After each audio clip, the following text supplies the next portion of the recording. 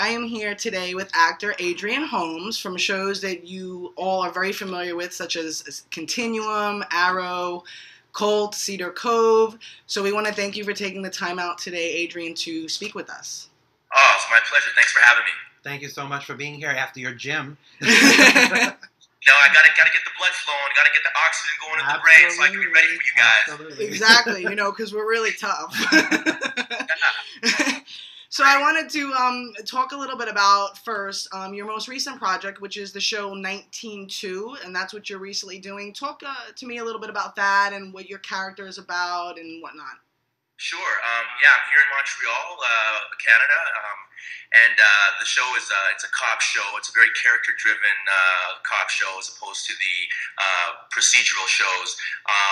My character's name is Nick Barron, who is a Montreal city cop whose partner gets shot, and he is feels very guilty because he didn't call for backup when he should have, and so he feels responsible for the shooting of his partner.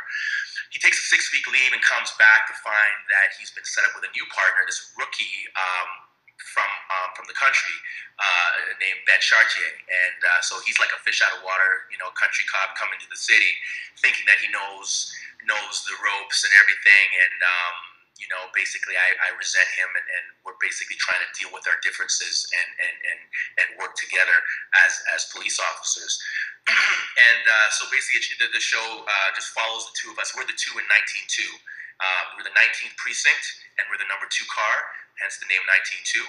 And so the show follows us, on our day-to-day. And what's really cool is that it shows just cops as real people, and it gets into their lives and all the little things that they go through that a lot of shows kind of overlook and don't really focus on and pay attention to. And what's great about that is actual police officers have been coming up to us on the street saying, what a great job, we love your show, because it's such an accurate depiction of cop life. It's not, kind of glamorized and made to be so, like Hollywood, bang, bang, shoot them up and all that, there's more going on. They have a lot of psychological issues, having to go through what they go through on a day-to-day. Then they got to bring that home to their families and when they're in their alone privately, the things that they struggle with and wrestle with and they have to overcome. So it's a really, really well-written show, and Montreal is a great city to work in, and that's great because we get to actually showcase Montreal to the rest of Canada. And it's also, I can add, it's an English adaptation of a very successful French show. So this show that we're doing is already in French and extremely successful. They're in their 3rd season in French. Oh, wow. And we are now starting our 2nd season. And it's just been incredible to have such a blueprint already in place for us to just kind of work from. Mind you, in our 2nd season, we're kind of straying off from the French version, and we're kind of going in our own direction. But the 1st season was we followed the French show pretty much back to back. My character in the French show is Caucasian, which is really cool. They changed them up a little bit, right? A little flavor. Yeah, exactly. Which is great. I'm so honored and privileged to have been given the opportunity to portray this character, Nick Barron. He's Nick Baroff in French and Nick Barron in English. So yeah, 19-2. We started shooting a few weeks ago here in Montreal, and we'll be airing early January on Bravo, Canada, and hopefully we'll get a U.S. sale. We were in Cannes for MIP TV, and did really well. We got a lot of interest down there, and so hopefully, my lips to God, we'll get a U.S. sale, and you guys can see us down in the U.S. Yeah, I mean, the show sounds great, and I'm actually dying to see it now, and I was actually going to ask you that about the U.S. thing, so hopefully that happens soon. Yeah, great. You were just cutting out a little bit there, sorry. I couldn't quite hear everything there. Oh, no problem. I was basically just saying that the show sounds phenomenal, and it sounds like, I love those type of shows, and I look forward to it. I hope it does come here soon. I was going to ask you that anyway. Oh, thank you so much. Yeah, you won't be disappointed when you do see it, for sure. Oh, wow. It also sounds like the show has a lot of layers in it, so I'm wondering, do you get input into your character at all? Well, it has a lot of layers. I our writer Bruce Smith is very good at writing for us. Like he really hears our voices as people, and so this season he's really starting to go into my character's background and my roots and showing more personality of my character. First season, my character was very kind of closed off. He wasn't as inviting, and he was kind of in his own world dealing with the shooting of his partner. He was very, damaged psychologically and didn't smile much, And so this season, he's going to be a little bit more out and having a little more fun.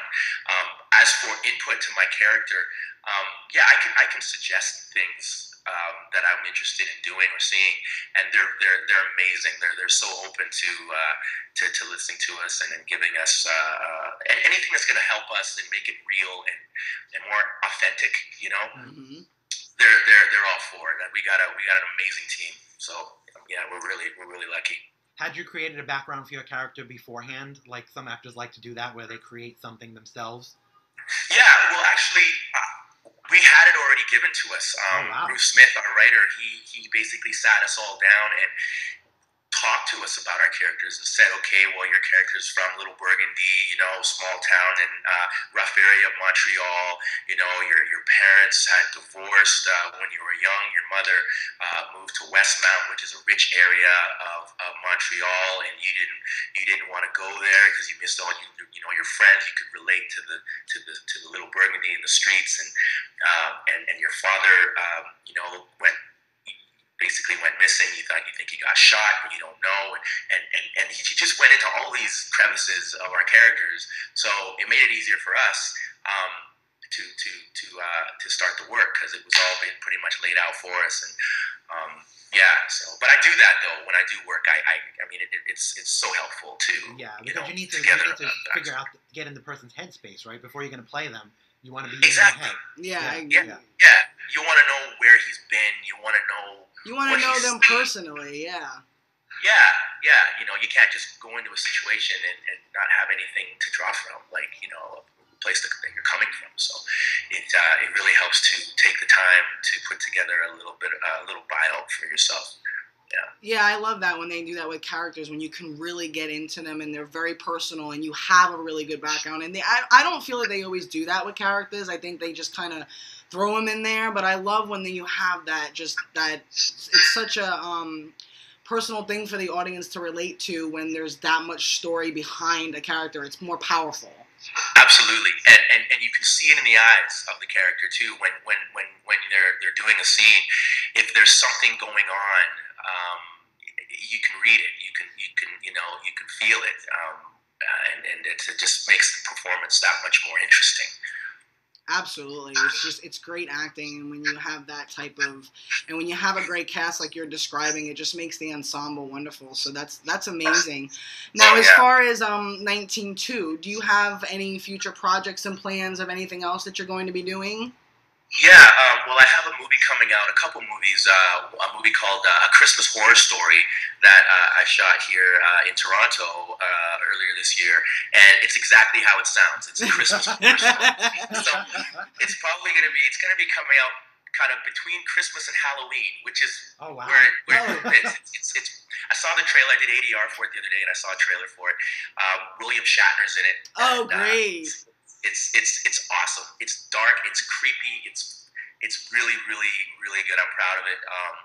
I won't get too much into it to give it away, but it's basically a movie that has different stories within it, and to kind of complete the whole story. So I'm in a segment, a piece of the whole story. Okay. It's going to be cool. So that's coming out sometime between Christmas and Halloween. And then I did another movie called Debug, a sci-fi movie that's coming out, I believe, early next year with Jason Momoa, who you're familiar with, Conan the Barbarian remake, and Game of Thrones. Okay, yeah. I killed it. Love that guy. So yeah, that's coming out. And then Arrow. I'm still recurring on Arrow. Oh, great. I'm having a lot of fun on. Oh, that show is great. Isn't it great? It really is. I love the characters, and I love the cast, and I think they do such a great job, and it's so entertaining. Yeah, it really is. You know, I was really, really blessed and honored to come in halfway through the first season. I play Lieutenant Pike, who is a very, commanding role, and I got a kind of a baby face. I'm a younger kind of looking guy. I don't, Right. fortunately, don't look my age. But so when I got this role, I was kind of surprised that they would cast me because everyone else that I'm working with are, a little older, and I'm their boss. Yeah. And I'm like, okay, how can I make this work? But I just really grounded myself, really got myself rooted, and came with a real strong kind of character that I felt would be believable. And the writers and producers came to me and said that they were really happy with what I was doing, and they just extended my character and just kept them on. And so they're starting third season. Well, I think they've just started third season now. They mention me, Lieutenant Pike's orders. Lieutenant Pike says this, that, while I'm here shooting my which is cool. So then when I go back in January, I can then rejoin the cast, and play with them. So it's nice that they didn't kill me off or anything like that. Oh, it's always good when you don't get killed. Yeah, place me or whatever. So, but they're a great group of people to work for. CW, I've been a part of the CW family for a few years now. They've been just so supportive of me. From Smallville, the Cult. So it's been great, and I'm just very, very happy and fortunate that I've been able to work for them. Yeah, the CW is a wonderful network. Yeah, they're very loyal. If they love you, they'll support you, and they'll keep you. They'll always keep you in mind. Oh yeah, and they have a lot of young fans. Like they really do pay attention to kids and what they're interested in. Absolutely. So speaking of kids and social media, the way that everybody's on social media now, and even Arrow is a big show on social media. Where can we find you on social media if we want to find you personally? Yeah, I'm on Twitter at Adrian Holmes on Twitter, and AR Holmes or Adrian Holmes on Facebook. And I'm pretty simple. Adrian Holmes on Instagram, so people can find Instagram you. as well. So you got Instagram, Twitter, and Facebook going. So you can find me at those three places for sure. Oh, okay, great. Yeah. Good to know. One other thing about social media that I wanted to ask you as an actor. Do you feel that because of social media, actors now have more responsibility to speak out about things, like in the case of Robin Williams and his daughter being bullied? Do you feel a responsibility to speak up when things like that happen? Well, yeah, I mean, I think that with social media, we all have a voice, and it's very important to make sure that you're careful with what you say and what kind of image you're trying to put out there. Issues like Robin Williams and his daughter is it's very sad, and it's tragic, and I'm still affected by that and can't believe it. I think that it's a good platform for us to just be heard and just share with our fans and just public just how we feel about these topics and these issues, and just to use it very responsibly. There's a lot of people out there that don't, and it's pretty sad. So, but just it's a very powerful medium, and you got to just be responsible and use it well, and make sure that you're really showcasing what it is, or projecting or putting out there the image that you want to be known for and seen as, and that you're not kind of getting there's no mix up or confusion with your image. You got to be careful with that. Yeah, exactly. I don't think people realize that. Even though it's great for entertainment, it's great for shows and movies and to promote and to talk to fans and do fan questions. That it's also a very strong platform to speak out and stand up and share important things and issues and charities and causes and get the word out. And it's so huge for that, and it's wonderful. Yeah, it really is. You can you can get in touch with a lot of people in a very short space of time. I've met some of the greatest friends on social media. I love it. I can't say. Some of the greatest people that I've that are in my life right now that I've known, I met on social media. Yeah, it's a really, really cool tool that we have now, and it just brings the world together. It makes it so it's like a global village. It really kind of makes it feel so much smaller. Like you're in New York right now, right? Yeah. And I'm in Montreal. Yeah. Hanging out. It's same room. You know, it's awesome. Yeah, it's great. It's like hanging out, but in completely different places. I've met a lot of people there. Away, but you can't, you know. I've met a lot of people on social media as well, but I also go to conventions a lot for like sci-fi and things like that. Have you ever gone to one, being that you're on Arrow and Smallville? Have you ever been at a convention? You know, I've been to a couple of them, but I don't do the convention circuit too much. But that being that I've been working, right, and which is a good thing. Yes, it's a good problem to have. That's a good That's issue. not a bad issue. not a bad champagne problems, as we say. First world problem. But yeah, I would definitely like to do more conventions because they are a lot of fun. They are. They're a blast. You know, there was one in Vancouver that I went to for a show I was on called Primeval, and it was just so great to see the fans, and they know every detail, like know about your character that you weren't even. You're like, really? Did I? Oh, okay, like they're just so in tune. Yeah, they know more about you than you do. Yeah, they do, and the costumes, and you know, the way they take it so seriously, and it's great for us as entertainers to go there and just see the impact that we have on people, on the fans, you know, because sometimes you go to work, you do your thing, and you go home, and you're just like, you don't see it, you just do it, right? But it's important to see the effect that it's having on people out there, because then it fuels you, and it just it inspires you that much more to go out and deliver and work hard, because you're making a difference in someone's life out there, you know, and you know, it's really special. It's really cool. Absolutely. Yeah, it's a great place to be. Absolutely. Well, we want to thank you so much for this interview. It's been great, and learning so much about what you're doing and all the great things. And looking forward to all of it. My pleasure. I'm glad that we got to do this.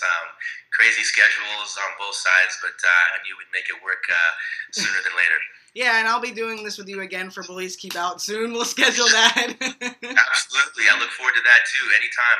You let me know when you're good, and we'll get that going. Yeah, absolutely. I will definitely schedule that with you soon. This was fun, and we could have gone on for hours, but we don't have, you know. I'm like, are we done? Are we done already? What happened?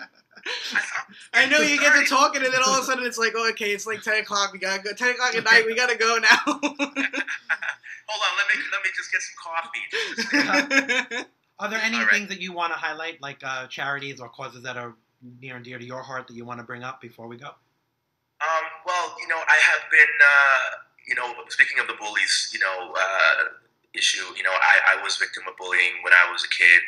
You know, when I was like grade 1 and 2, I lived in a pretty rough area, and yeah, I got pushed around a little bit. So I'm definitely, you know, looking forward to, you know, lending my voice to that.